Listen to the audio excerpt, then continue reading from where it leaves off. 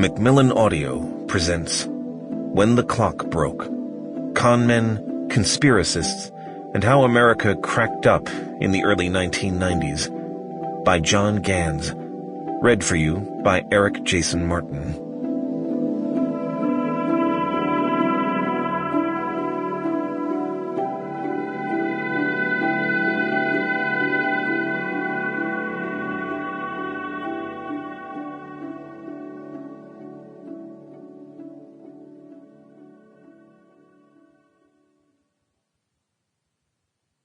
For Gottfried Ballin.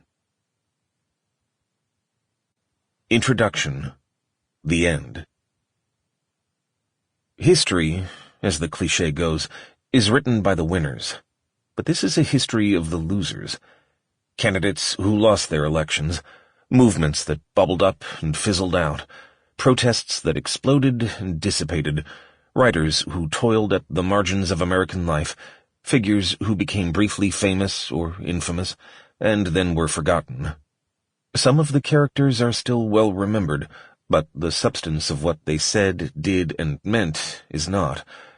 Their defeats are as important to the history of this country as the temporary victories of their opponents. Just as socialism seemed to exit the world stage, the protagonists of this book envisioned another end. Sensing that America as they knew it was in peril, they hoped to recast American democracy around the negative solidarity of knowing who you hated or wanted to destroy. The system would be based on domination and exclusion, a restricted sense of community that jealously guarded its boundaries and policed its members, and the direction of a charismatic leader who would use his power to punish and persecute for the sake of restoring lost national greatness. In a period when some said that ideological struggle was irrelevant and that even history itself had ended, they looked for inspiration among the ideological ruins of earlier times: nationalism, populism, racism, anti-Semitism, and even fascism. In the words of one, they wanted to break the clock of progress, returning America to a previous dispensation, while also creating an entirely new country of their own devising. And while they lost, in the short term, they brought to the surface an intense anguish in American life, a politics of national despair that has returned with greater force. This is also the history of a period whose significance hasn't been fully understood. The President of the United States at the time called it weird. It's a time out of joint with the two eras of, at least superficial, prosperity and optimism that preceded and followed it, but it may feel more familiar today.